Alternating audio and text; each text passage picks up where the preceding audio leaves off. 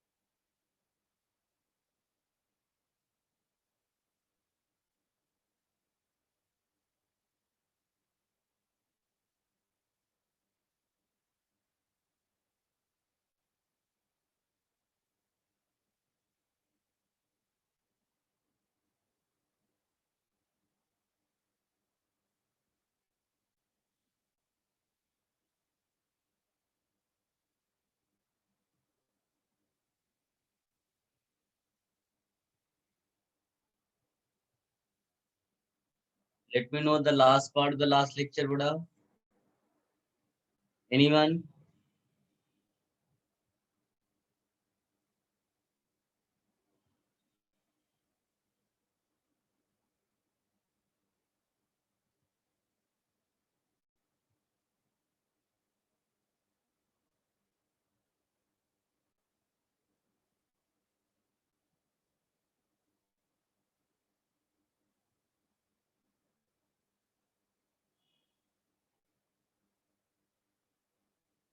What did we discuss last lecture?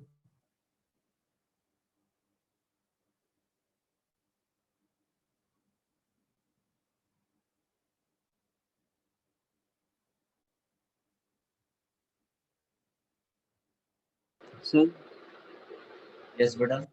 Sir आपने एक reaction लिखवाई थी exceptional THO2 Exception. THO2 sir and Al2O3 एक एक्सेप्शनल रिएक्शन था, उसके बाद मैकेनिज्म कराया था सर। एलिमिनेशन शुरू हो गया है क्या? Yes yes yes sir. Even अच्छा। भी मैकेनिज्म कर लिया था। अच्छा, इवन मैकेनिज्म हो गया होगा। और ये Al2O3 और THO2 ये लास्ट पार्ट लिखा था। यस सर, और उसके बाद एक CH3CH2 वाला एक एक्सेप्शन मैकेनिज्म कराया था आपने सर। 140 डिग्री सेल्सियस पे ईथर। हाँ यस सर। अच्छा, समझ गया। मुझे लगा था कि सब्स्टिट्यूशन चल रहा है आपके बैच। नहीं सर, सब्स्टिट्यूशन। चलिए, लास्ट लेक्चर जो भी हमने पढ़ा है, अगर किसी को कोई डाउट हो तो प्लीज पूछे।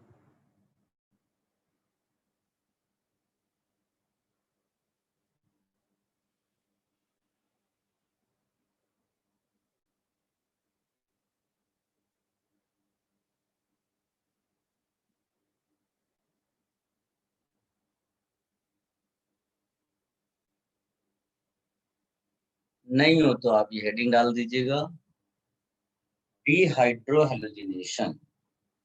इट इज another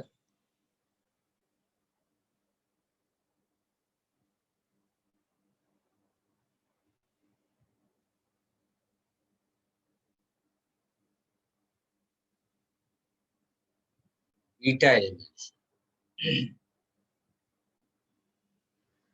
इसको जनरल मैनर में भी लिख सकते हैं अगर आप चाहें तो। It will be kind of this.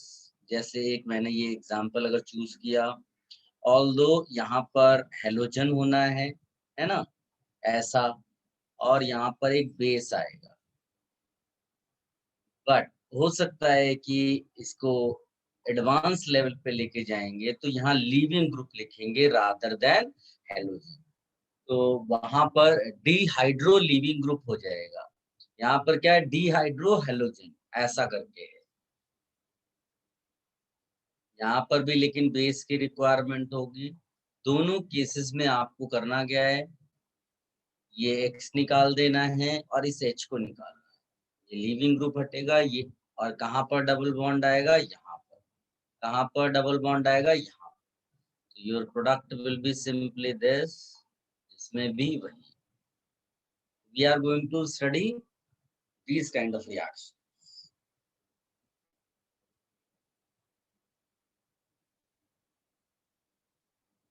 Should I change this page? बेटा कॉपी किया गया?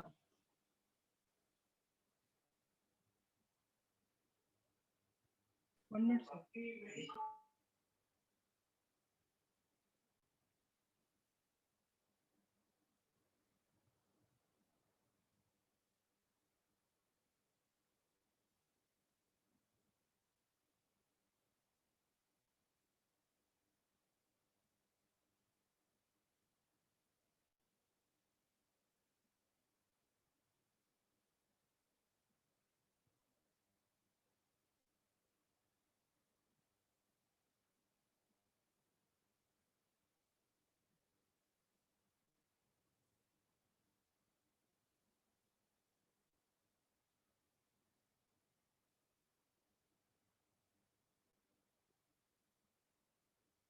Done, sir.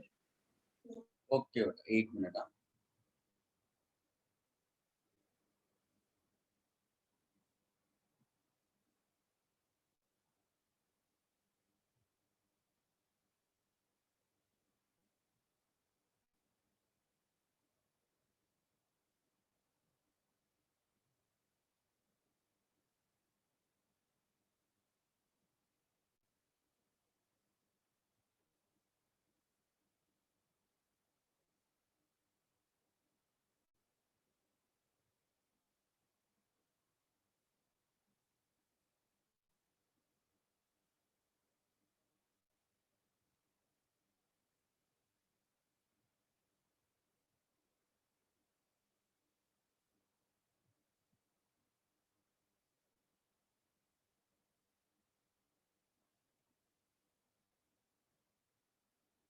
यस, अब इसमें एक्चुअली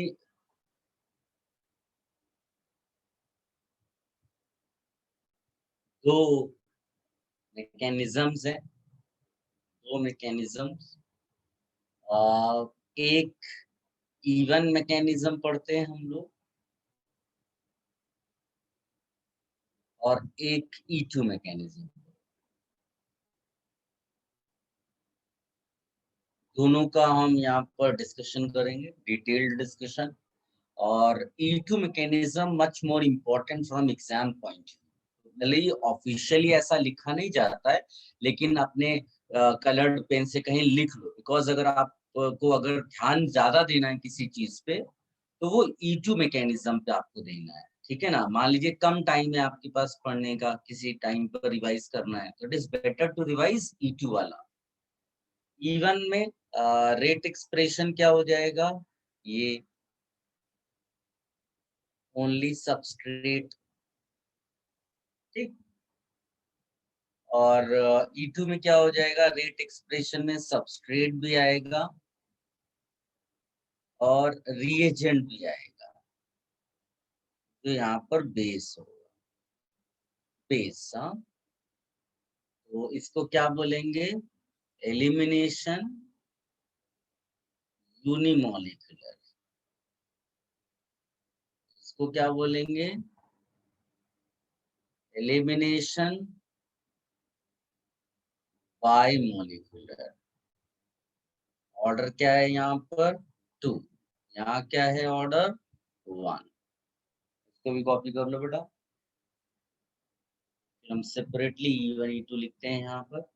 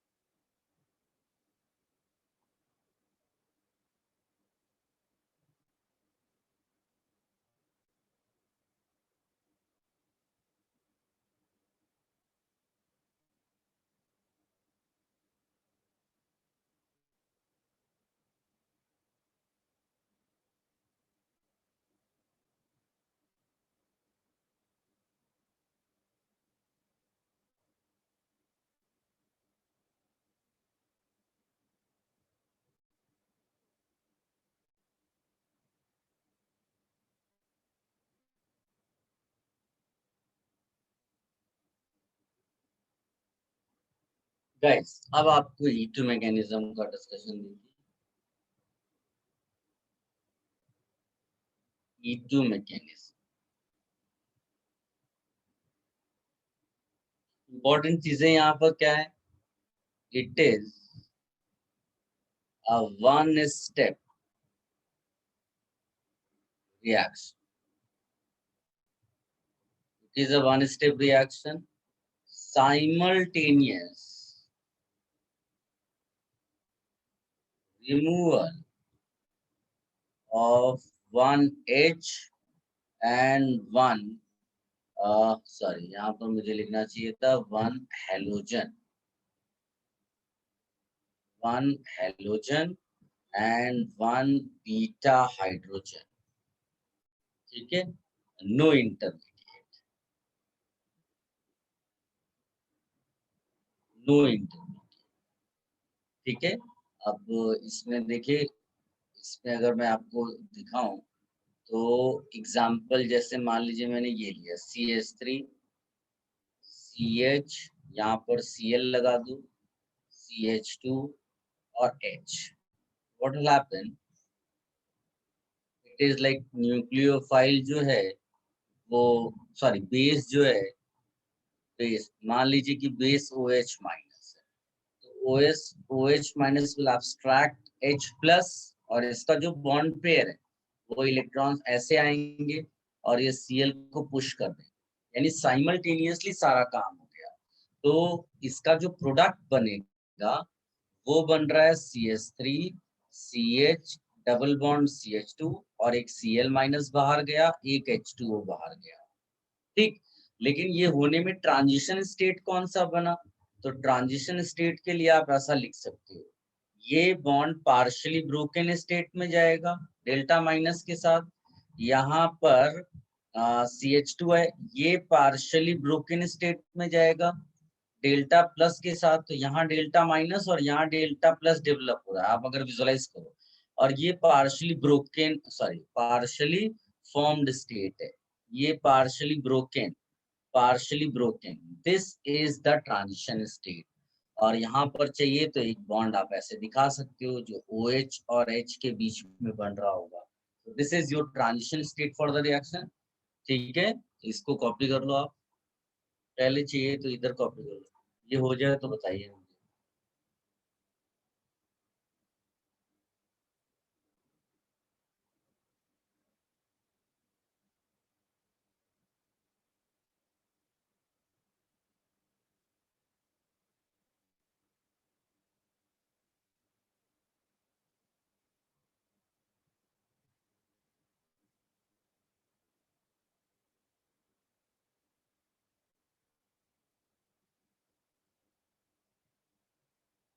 डन सर। इसको copy करो।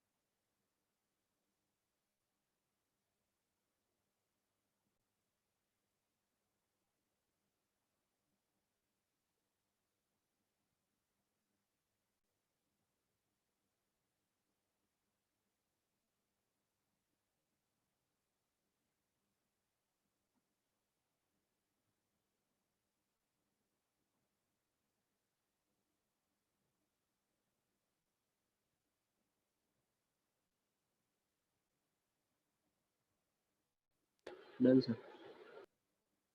Done.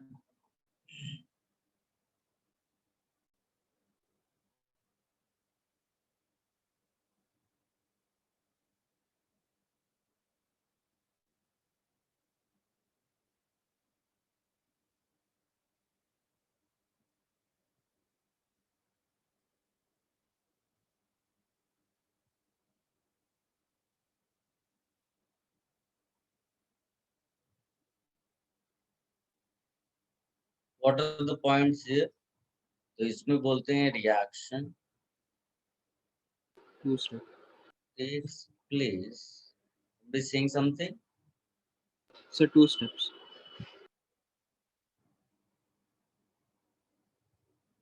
क्या आप प्रीवियस पेज पे जाने को कह रहे हो बेटा? आपकी आवाज ठीक से समझ नहीं सर, मैं ये कह रहा था नहीं कि मैंने 2 स्टेप्स में यस E1 बताना था। हाँ,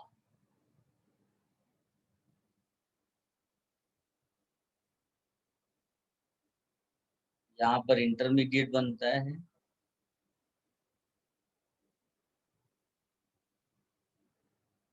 and we all know whenever intermediate carbocation forms, इसके लिए क्या होता है? रीअरेंजमेंट में आता है।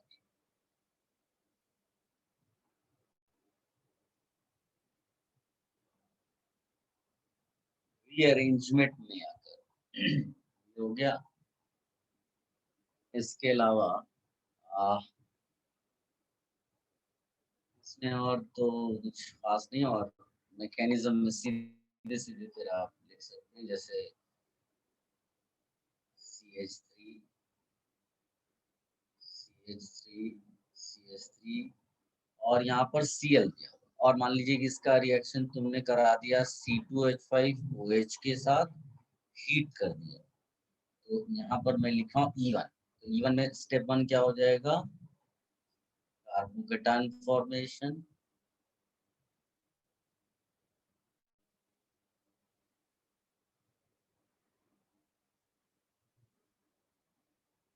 is then step 2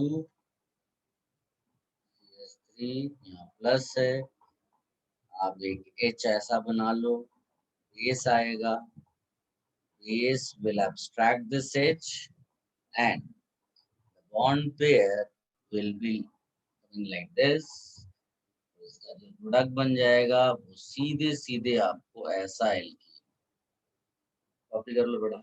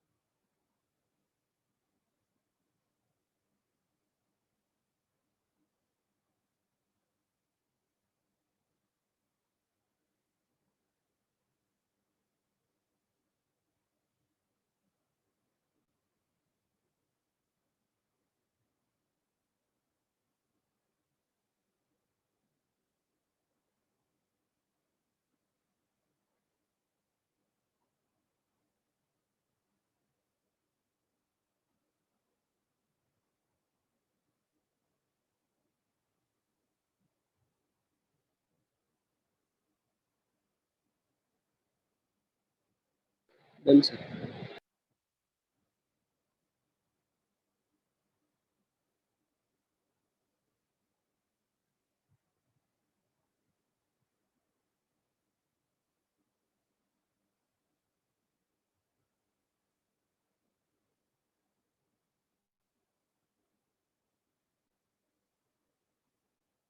सबने कॉपी कर लिया बेटा? Yes, sir.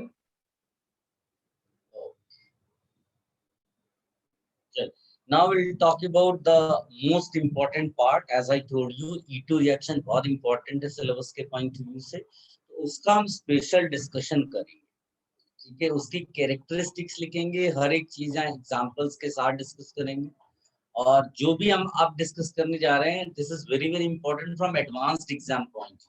Main की questions तो आसान बहुत होते हैं, वो तो आप ऐसे ही कर लोगे, लेकिन जो difficult part है, वो यहाँ आपको मिलेगा.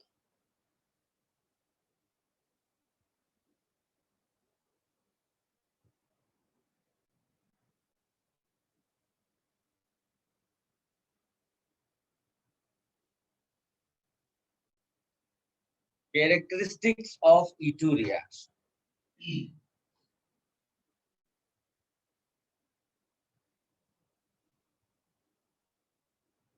फर्स्ट पॉइंट लिखिएगा,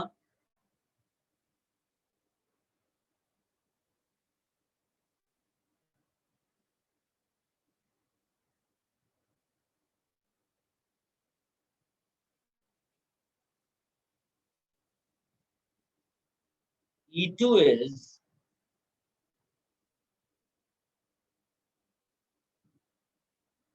concerted reaction.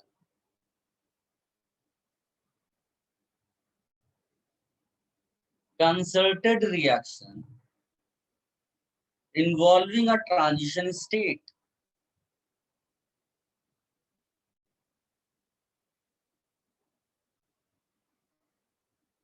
Involving a transition state. Those who are not aware, they can write in the bracket, concerted means one step, single step.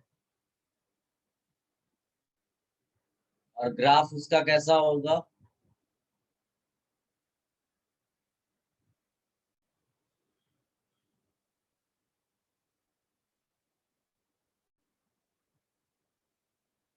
ये भी आप लिख लीजिएगा.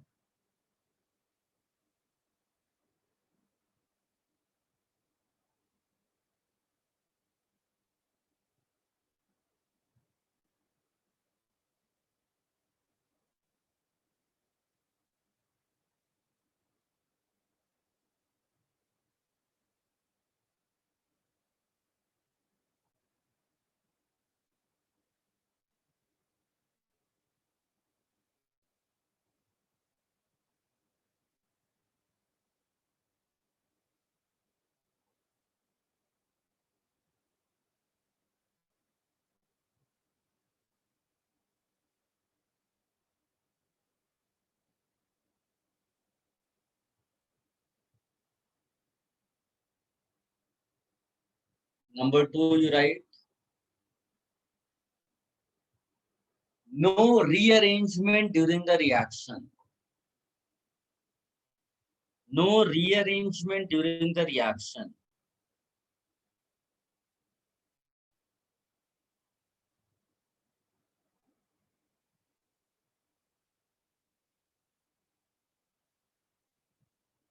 No rearrangement during the reaction. Point number 3.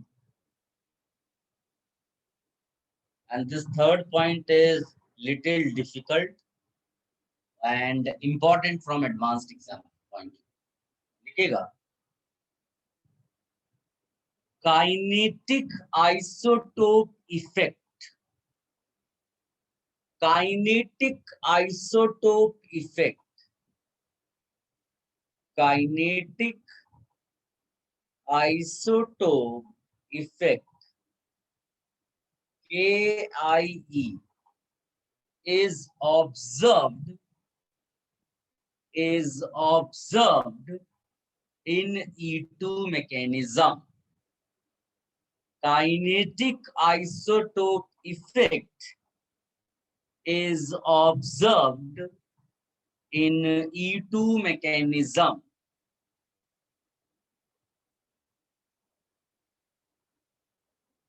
यहाँ पर एक नीचे लिखिएगा, what is kinetic isotope effect. What is kinetic isotope effect, और उसके नीचे लिखिएगा,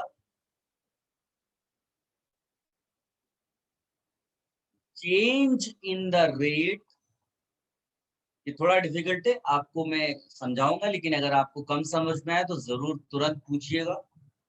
change in the rate of a chemical reaction, change in the rate of a chemical reaction, change in the rate of a chemical reaction when one of the atoms, when one of the atoms in the reactants, one of the atoms in the reactants is substituted,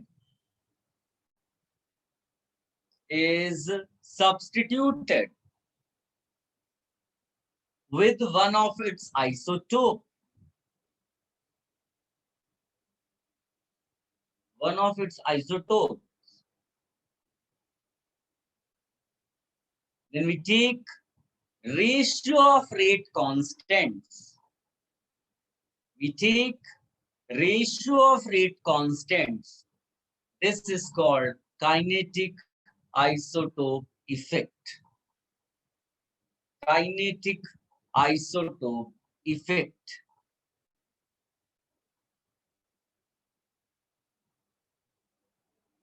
Guys, एक बार read करिए बेटा।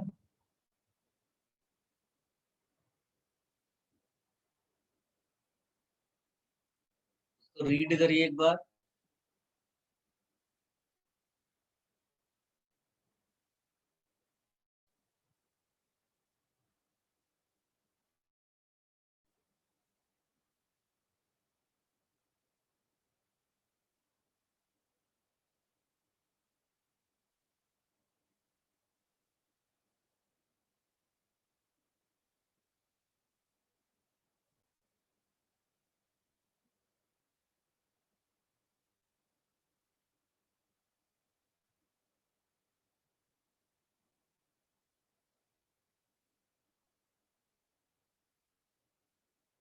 देखिए, एक example लेके आपको समझाते हैं।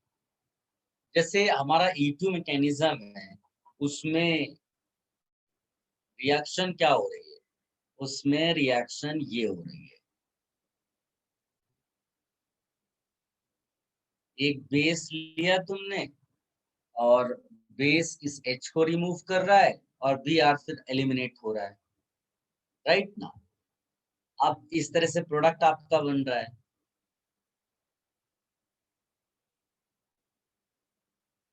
इसको खाली आप ऐसा डंडा लगा, लाइक दिस। वो नोट में क्या कहता है कि अगर मान लीजिए इस H के बदले आप दूसरा आइसोटोप ले लो, कोई जैसे ड्यूटेरियम ले लो, ड्यूटेरियम ले लो, तो जो CD बॉन्ड होता है ना, वो स्ट्रॉन्गर है। और अगर CD बॉन्ड स्ट्रॉन्गर है तो एक्सपेक्टेशन क्या होगी बेटा? कौन सा रेट जो है रिएक्शन का कम हो जाएगा? सर CD वाला कम होगा, बिकॉज़ CD डिफिकल्ट वाला कम हो जाएगा। कॉमन सेंस की बात है भाई, डिफिकल्ट हो जाएगा ब्रेक करना, तो आपका जो प्रोडक्ट है वो थोड़ा स्लो रेट से मिलेगा, ये एक्सपेक्टेशन। बट ये सब जगह होता नहीं है। क्यों नहीं होता वो अभी आपको बताऊंगा मैं। तो वो ये कह रहा है कि जहां पर रेट चेंज होगा जिन रिएक्शंस में, उसमें हम बोलेंगे कि हाँ there is kinetic isotope effect. I hope आप समझ पा रहे हो। तो वो ये कह रहा है कि अगर मान लीजिए कि यहाँ R1 लिख दूं मैं, यहाँ R2, और अगर तुम्हें ये एक्सपेरिमेंट से पता चल रहा है कि R2 लेस देन R1, तो आप यहाँ पर बोलोगे काइनेटिक आइसोटोप इफेक्ट। समझ में आया? तो पहले डेफिनेशन का ये एग्जांपल लिख लो, अगर कंफ्यूजन है तो बोलो बेटा।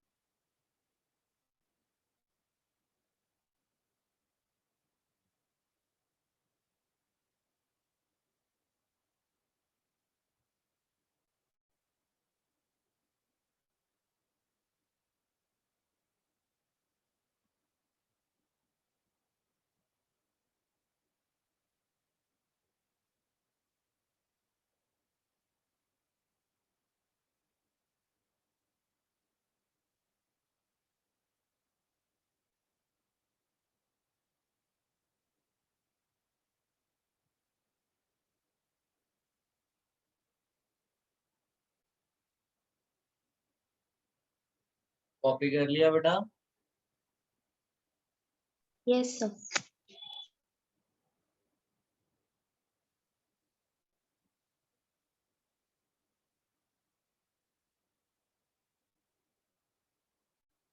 जो आपने काइनेटिक आइसोटोप इफेक्ट लिखा उसको एक्चुअली हम दो कैटेगरीज में रखते हैं। एक बोलते हैं प्राइमरी काइनेटिक आइसोटोप PKIE और दूसरा है सेकेंडरी काइनेटिक आइसोटोप इफेक्ट। इसका क्या मतलब? प्राइमरी काइनेटिक तो हम इसमें बोलते हैं कि when a bond to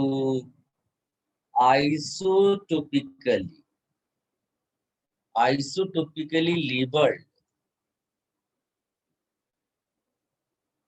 atom is broken or formed in RDS, rate determining step, is called primary kinetic isotope. और इसके लिए जो रेट कांस्टेंट्स का रेशियो है वो 3:8 आता है variation. Secondary kinetic isotope effect कब बोलेंगे हम लोग? When no bond to the isotopically labeled atom in the reactant is broken or formed in RDS. It is second। ठीक है, और इसके लिए जो रेशियो है वो है 1:1.5। इसको कॉपी कर लो बेटा।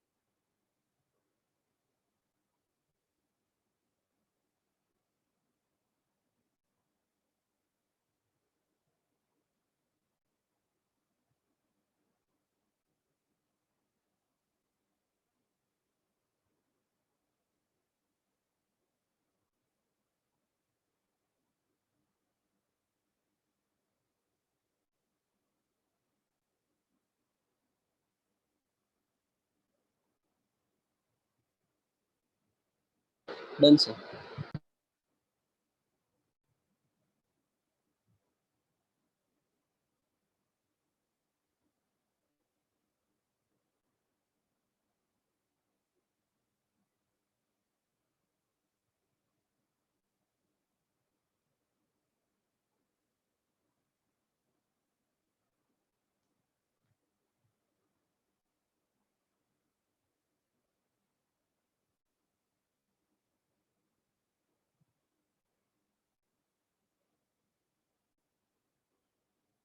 देखिए,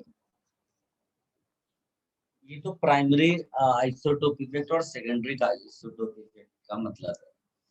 सेकेंडरी का आइसोटोप का इफेक्ट का मतलब ये है कि अगर रिएक्शन में रेट चेंज तो हो रहा है, लेकिन उतना नहीं हो रहा है जिसके लिए आप उसको बोलें कि हाँ यहाँ पर काइनेटिक आइसोटोप इफेक्ट है। याद रखना, अगर कहीं पर लिखा है काइनेटिक आइसोटोप इफेक्ट, तो उसका मतलब होता है primary kinetic isotope.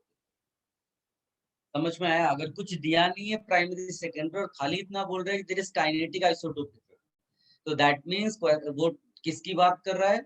Primary kinetic isotope effect की बात कर रहा है। It is very very important to understand this.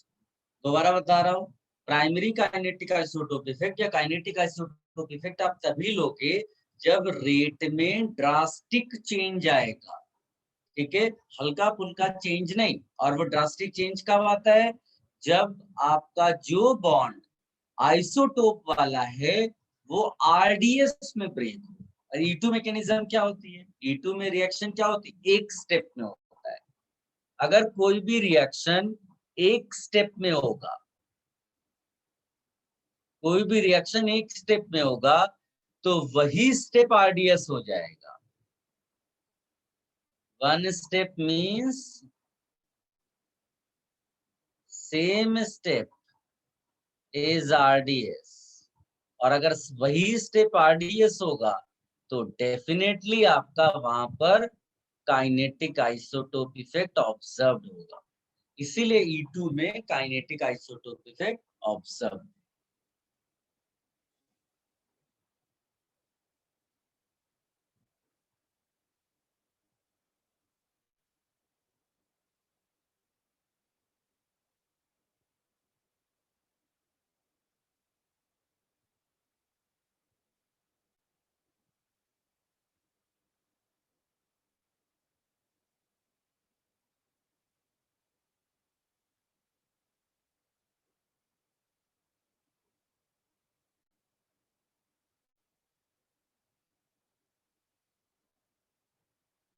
Next point लिखिएगा बेटा। किसी को कोई डाउट हो तो जरूर पूछ लेना।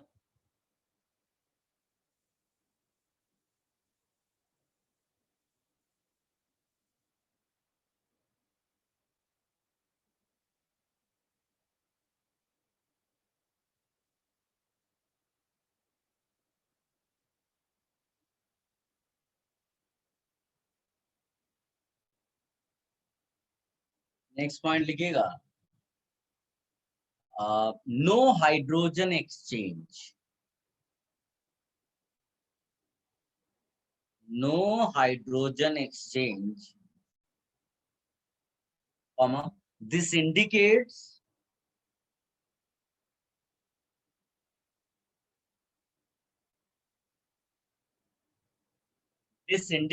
that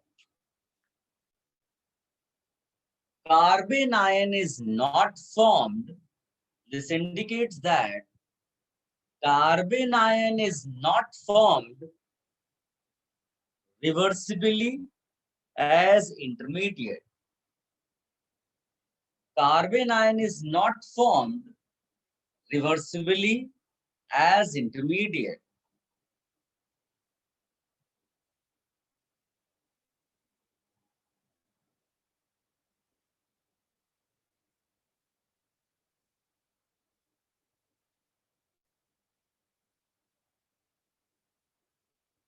इस पॉइंट को स्टार मार्क करके रख लेना।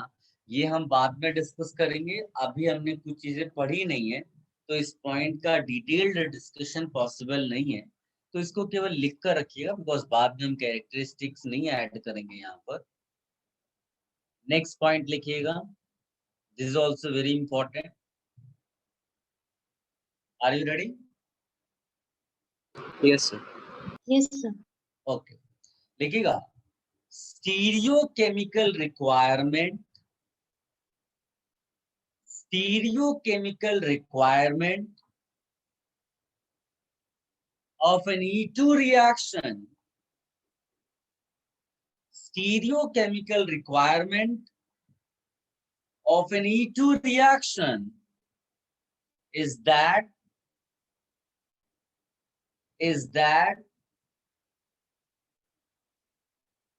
two leaving groups two leaving groups, और ये जो लिविंग ग्रुप्स हैं इनको हम नाम देते हैं इलेक्ट्रोफ्यूगल एंड न्यूक्लियोफ्यूगल। जो H होता है वो इलेक्ट्रोफ्यूगल होता है और जो हेलोजन होता है वो न्यूक्लियोफ्यूगल है। Two leaving groups and the two carbon atoms, two living groups and the two carbon atoms to which they are connected,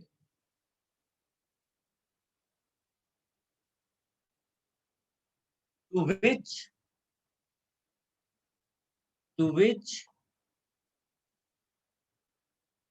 the two and the two carbon atoms to which they are connected, all these four must lie in the same plane. All these four must lie in the same plane. All these four must lie in the same plane. और इसको बोलते हैं पेरिप्लेनर geometry. पेरिप्लेनर geometry.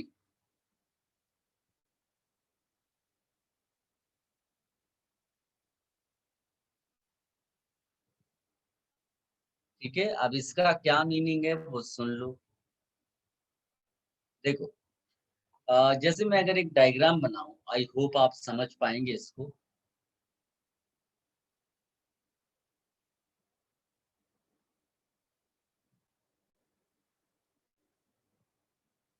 क्या आप देखकर बता सकते हो बेटा कि ये जो मैंने डायग्राम बनाया है इसको क्या बोलते हैं, कौन सा प्रोजेक्शन है? source, yes, source projection. अब इस सोर्स प्रोजेक्शन का एक दूसरा फॉर्म बनाते हैं।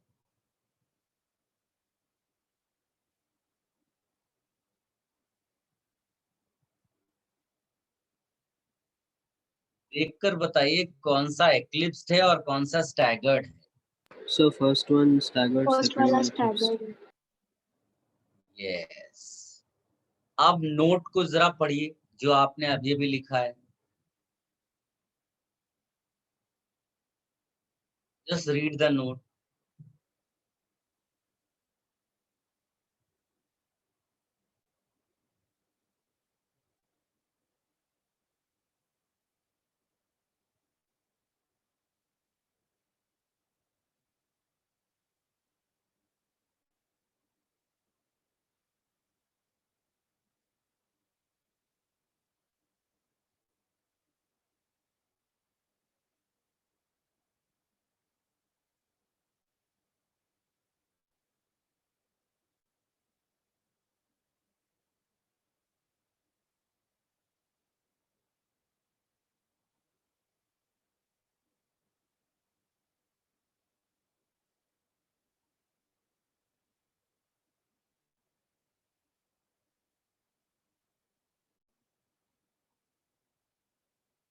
देखो,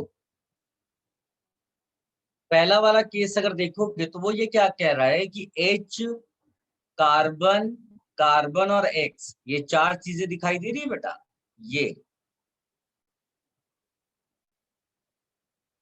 ये चार चीजें वो कह रहा है एक प्लेन में होनी चाहिए।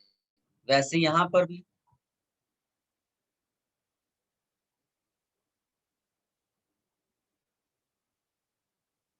ये एक प्लेन में होनी चाहिए, दोनों में प्लेन में है। एक में सेम डायरेक्शन में जा रहे हैं और दूसरे में अपोजिट डायरेक्शन में जा रहे हैं।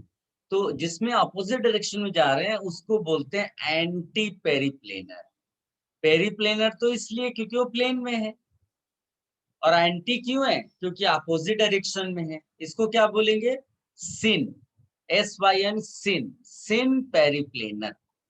तो पहले आप टर्म समझ लीजिए क्या मीनिंग है इनके, एंटी पेरिप्लेनर एंड सिन पेरिप्लेनर। तो उसने बोला है कि E2 मैकेनिज्म होने के लिए सबसे इंपॉर्टेंट है कि वो पेरिप्लेनर हो। पहले तो इतना कॉपी कर लो।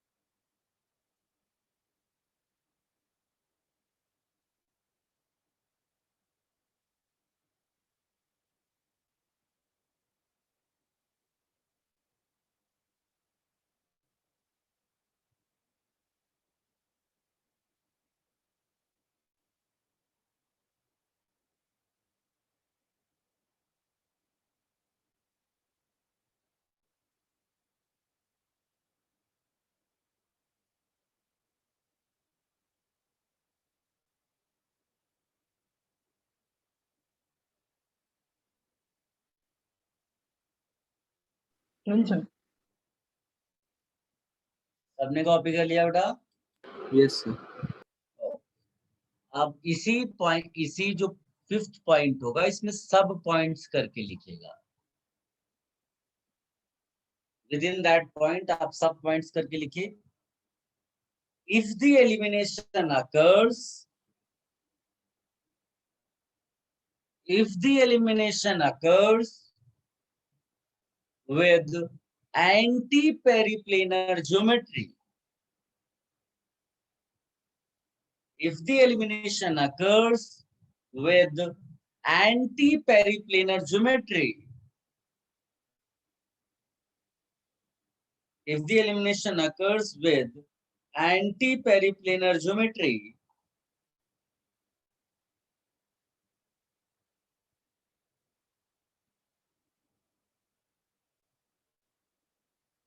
anti-periplanar geometry, then the elimination is called anti-elimination.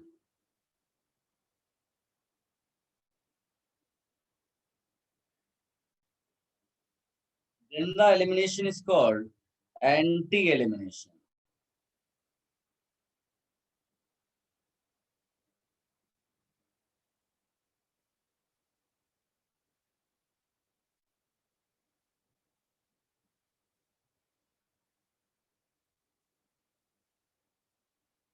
इसी में सब पॉइंट नेक्स्ट लिखिएगा, बी करके लिख लीजिए।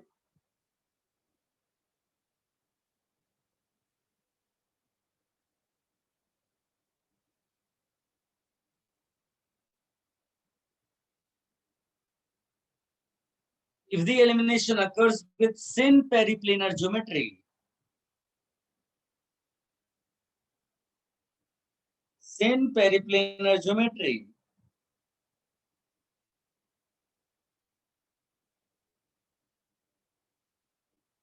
sin periplanar geometry,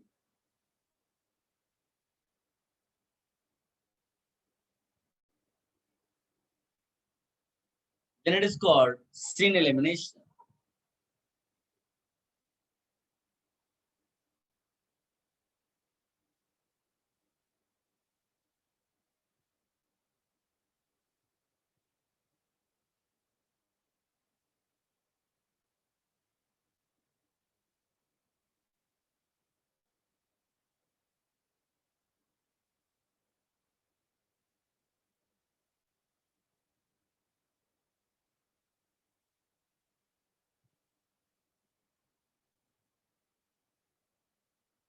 लिख लिया?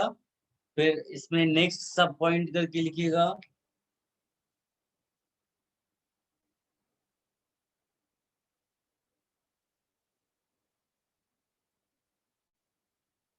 Anti-elimination is greatly preferred.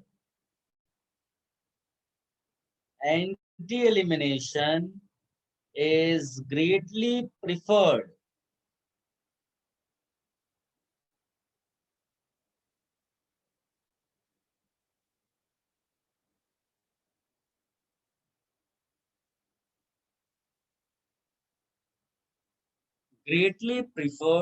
over sin elimination.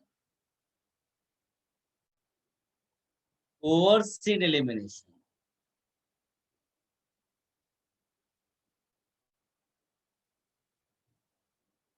Because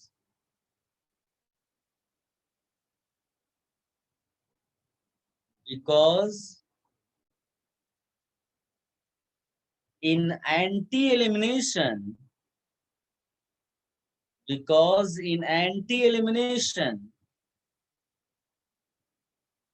the steric interactions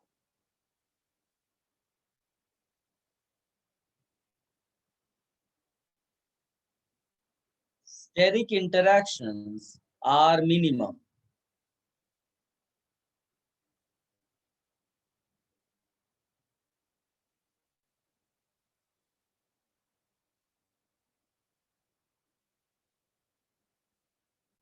Steric interactions are minimum.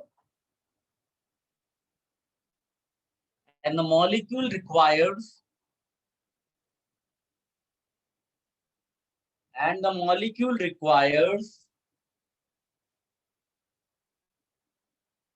less energy. Molecule requires less energy. Molecule requires less energy to reach transition state.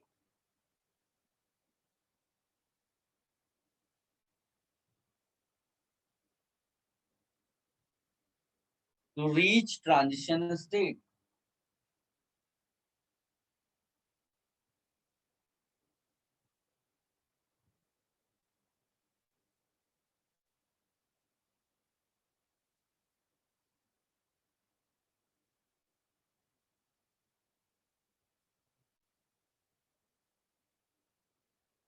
To reach transition state. Bracket में लिखना E2 elimination occurs almost with anti-elimination.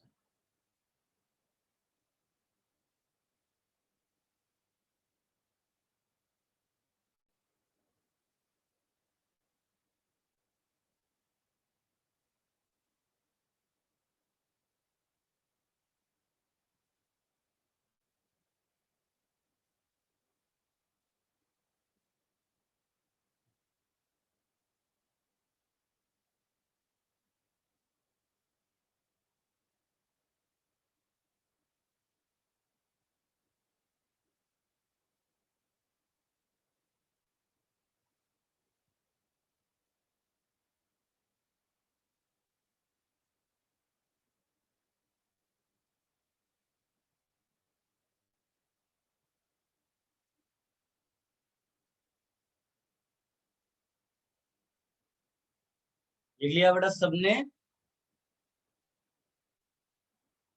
Yes, sir. Guys, So, sir, can you repeat last point? Last point मैंने बोला, last मतलब इसमें लिखा है E2 elimination, bracket के अंदर था E2 elimination occurs almost with anti elimination.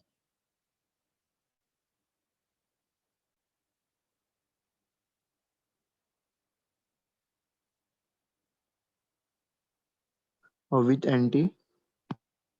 Almost with anti elimination. ANTI, anti elimination. Okay, sir. ठीक है.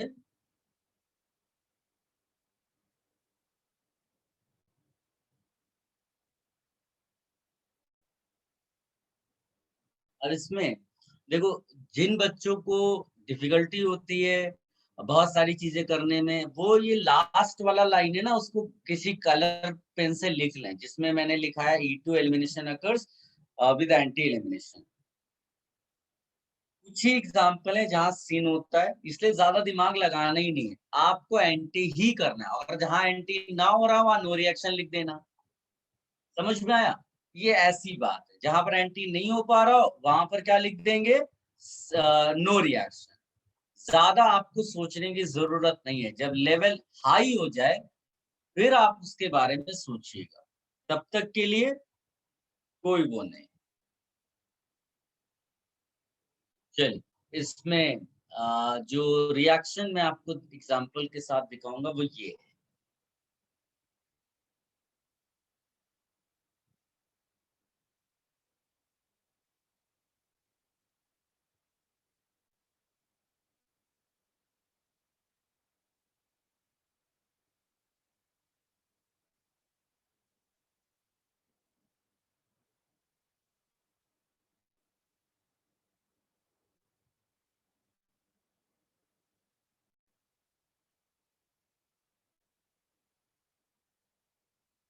या इससे बेटर मैं आपको ये दिखाता हूं.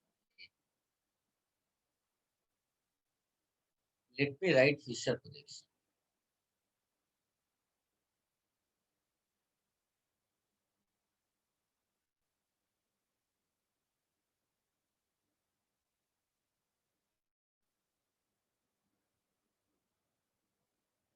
Sir, यस बेटा. आपने बोला ना एंटी जो होता है मतलब अलग डायरेक्शन, लेकिन वो तो फ्री रोटेशन होता है, तो अपने आप एंटी नहीं हो जाएगा. हाँ हो जाएगा एंटी, इसीलिए तो रिएक्शन हो जाती है। लेकिन रिएक्शन होते समय उसको किस उसमें जाना है, एंटी में। यानी कि वो सिन के फॉर्म में रिएक्शन में नहीं जा रहा है, वो किस फॉर्म में जा रहा है, एंटी के फॉर्म में। ये चीज आपको ध्यान रखना। तुम्हारी बात बिल्कुल सही है कि वो फ्री रोटेशन है तो रोटेशन तो हो ही जाएगा, लेकिन जहां पर रोटेशन नहीं हो पाया वहां पर आप क्या लिख दोगे आंसर में, नो रिएक्शन। समझ गए ना, ऐसा आपको मैंने करने को बोला है। तो अभी जैसे मैंने सामने आपको एक रिएक्शन लिखने के लिए ये एक एग्जांपल लिया मैंने, इसका रिएक्शन करा दिया गया C2H5ONA C2H5OH के साथ। और यहीं पर दूसरा एग्जांपल,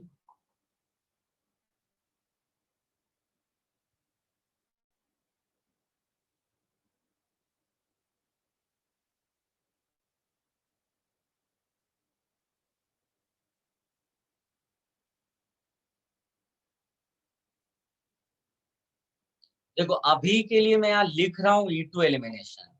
एग्जाम में वो आपको देगा नहीं, पहचानना होता है। इसलिए मैंने बोला 4 मैकेनिज्म्स आपके सिलेबस में बड़ी इंपॉर्टेंट है, E1 E2 SN1 SN2। तो उनमें आपस में कंपटीशन बहुत होता है, हमें पहचानना होता है कि मैकेनिज्म कौन सी होगी रिएक्शन के लिए। ऑल्दो अभी मैं आपको बता रहा हूँ कि यहाँ E2 होगा, फ्यूचर में तुम खुद ये प्रिडिक्ट कर पाओगे। तो चाहिए तो यहाँ ये चीज हाईलाइट भी कर लेना, जैसे मैं यहाँ अभी E2 लिख रहा हूँ, E2 मैकेनिज्म। और यहाँ लिख लो, क्या लिखोगे कि in future I will be able to predict about this reaction that the reaction follows Z2 mechanism. ऐसा करके आप लिख भी लो, हाईलाइट कर लो। और क्योंकि आप जब 6 महीने बाद रिवाइज करो और ये चीज आप ना कर पाओ, तो आपको एक धक्का लगना चाहिए अंदर की कुछ तो गड़बड़ हो गया है। क्योंकि आपने यहाँ पर लिखा है कि in future I will be able to predict whether this reaction follows E1 E2 SN1 और SN2। नहीं हो पाया, इसका मतलब तुमने वहां बीच में कुछ पढ़ाई में गड़बड़ी कर दी है। तो ये चीज आपको खुद प्रिडिक्ट करनी है, ये भी आप लिख लेना। ठीक, कोई देखकर बता सकता है बेटा कि ये जो इस टाइम पर फिशर प्रेडिक्शन दिख रहा है, इसमें ये सिन पेरिप्लेनर वाली ज्योमेट्री है कि एंटी पेरिप्लेनर वाली ज्योमेट्री है? So this one is sin. Very good.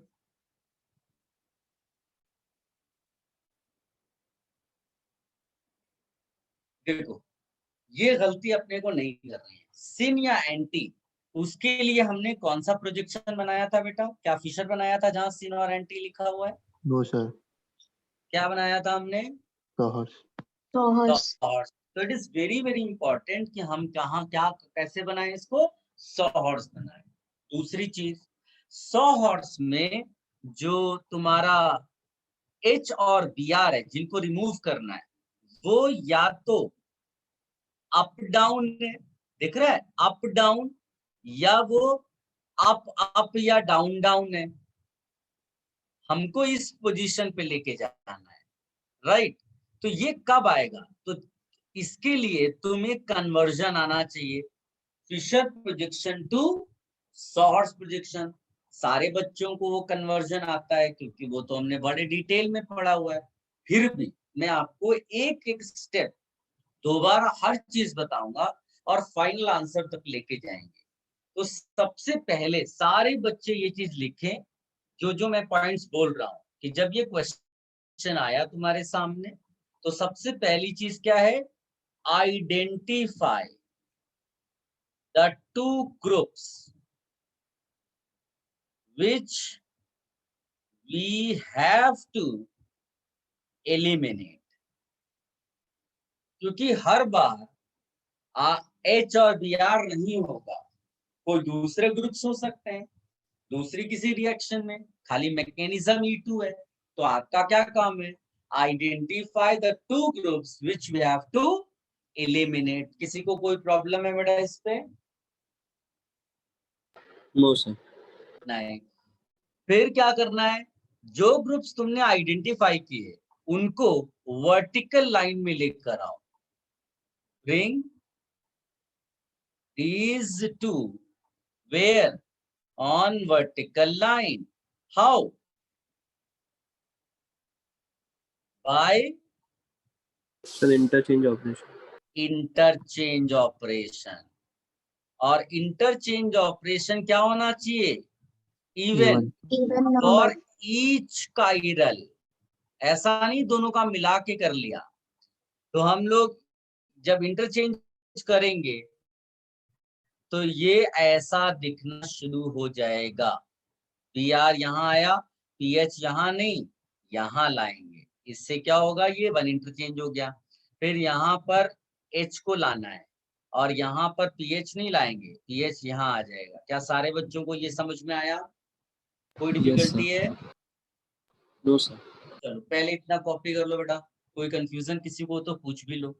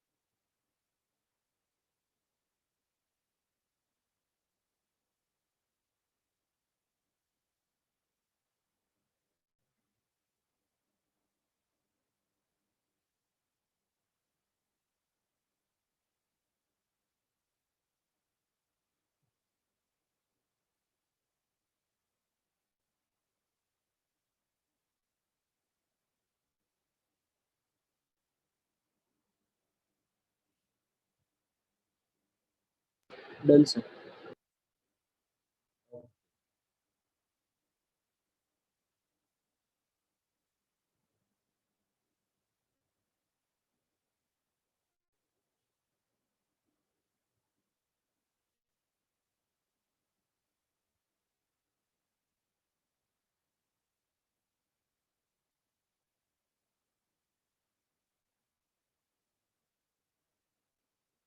सबने लिख लिया बेटा?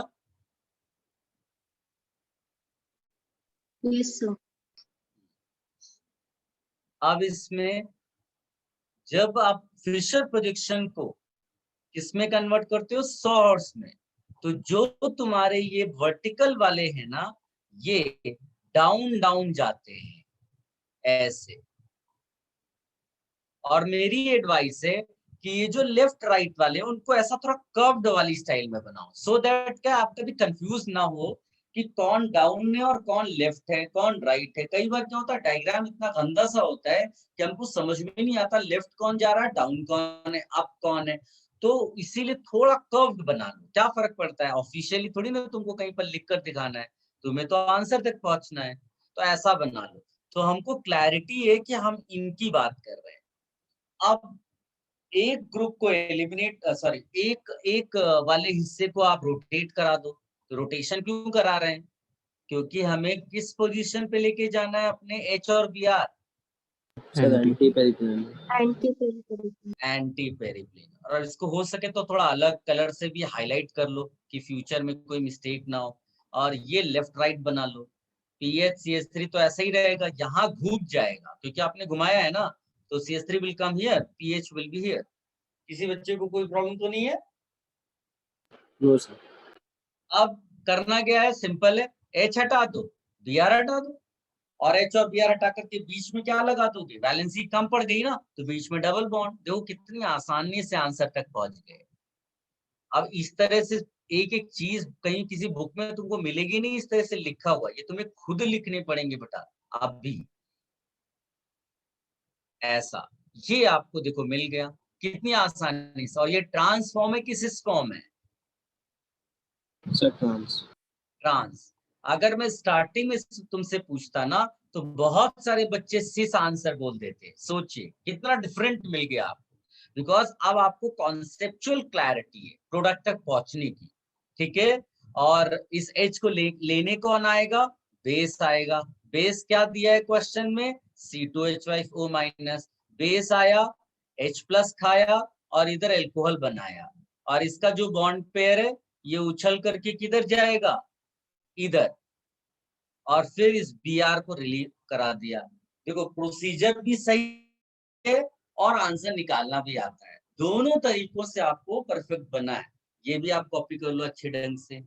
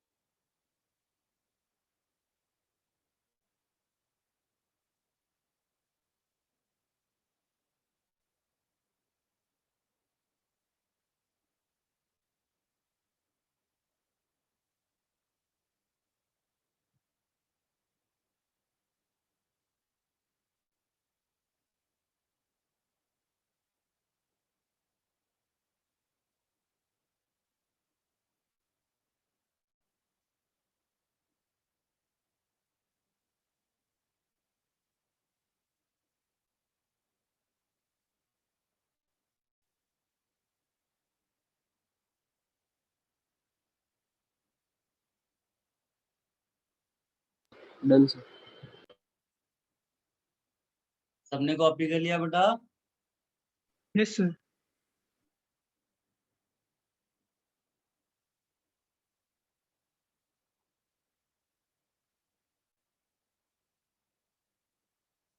चलो, अब ये पूरी चीज आप यहाँ वाले रिएक्शन में करिए जो मैंने उसमें कहा। वो पॉइंट्स आप दोबारा लिखिए। Identify the two groups which you have to eliminate, bring the two on vertical, वगैरह वगैरह सब करते हुए यहाँ तक आइए। देखिए आपको क्या मिलता है। फटाफट करिए और शेयर करिए, अगर व्हाट्सएप पे कर सकते हैं शेयर।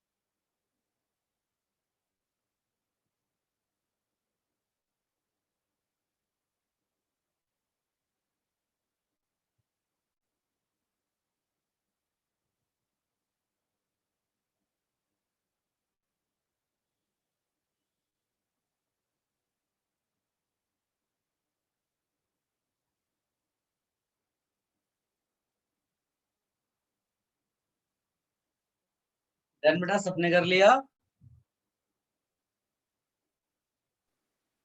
Yes, sir. ये दो ग्रुप्स आइडेंटिफाई करने थे, फिर Br यहाँ लाना था, फिर ऑटोमेटिकली पीएच यहाँ आता, बट तुमने होने नहीं दिया, एक और इंटरचेंज कराया, यहाँ पर पीएच आएगा, एच आएगा, पीएच यहाँ आना चाहिए, बट किया नहीं हमने, ऐसा ऐसा बन गया। फिर इसको फटाफट किस में कन्वर्ट कर लेंगे? सोहर्स। सॉर्ट्स। और मैंने आपको बता ही रखा है कि हल्का सा कर्व्ड स्टाइल में आप ड्रॉ करना, सो दैट मिस्टेक ना हो जाए अपने से। यहाँ पर क्या होगा? PH CH3 Br। फिर दो ग्रुप्स एलिमिनेट तो करने, बट उससे पहले क्या करेंगे? रोटेट करेंगे, क्योंकि हमें एंटी चाहिए होगा। ये H हो जाएगा, यहाँ पर Br हो जाएगा, ये CH3 PH PH CH3। ठीक है, तो ये हट गया, ये हट गया, और सीधे तो सीधे सर आपको यहाँ बोलो तो बेटा। CH3 वो साइड आएगा मैंने कुछ रोटेट होने गलत के कर बाद। दी? हाँ, रोटेट किया है ना, वेरी गुड बेटा। पीएच यहाँ आएगा, फिर कुछ करना नहीं, सीधे डबल बॉन्ड डाल देना है, CH3 PH CH3 PH, ये आएगा। बेटा कॉपी कर लो, जिनको भी ये नहीं आया। क्या आया इसमें? सिस आया। जिन्हें नहीं आया या बेचारे जो नहीं कर पाए ठीक से, वो जरूर इसको पूरा अच्छे से कॉपी कर लीजिए। ये तुम्हें डायरेक्टली दोनों एग्जाम में मिल सकते हैं, और वो भी एडवांस की बात कर रहा हूं मैं। इनको कॉपी कर लीजिए बेटा।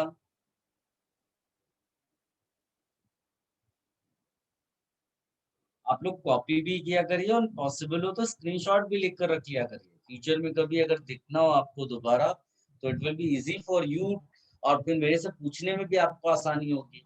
ग्रुप में आप डाल दीजिए कि ये वाला जो पार्ट था, इसमें ये चीज मुझे कम समझ में आई। तो मैं वहां पर, क्योंकि अगर हो सकता है कि मेरे लिखने में कुछ मिस्टेक हो गई हो, जैसे अभी एक बच्चे ने हाईलाइट किया है ना, तो ये हो जाता है इस तरह से कई बार। तो अपने को स्क्रीनशॉट भी लेकर रखेंगे तो ज्यादा अच्छा होगा।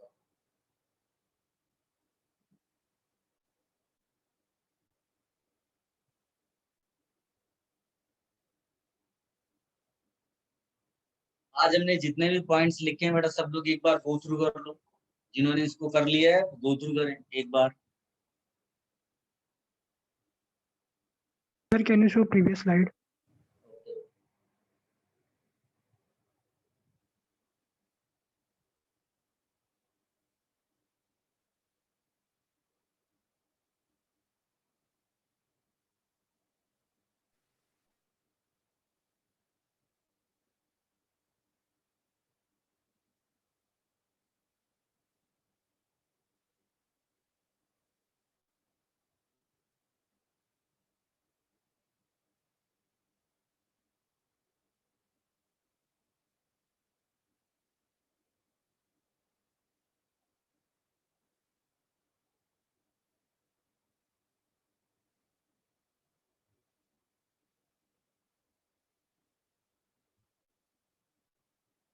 गाइस नेक्स्ट लेक्चर में भी हम लोग कंटिन्यू करेंगे। अभी कुछ मेरे ख्याल से टोटल 9 प्रॉपर्टीज हैं और हमने 5 प्रॉपर्टीज लिख ली हैं कैरेक्टरिस्टिक्स बेसिकली, और जो बची हुई है वो भी एडवांस के पॉइंट ऑफ व्यू से बहुत इम्पोर्टेंट है। ठीक है।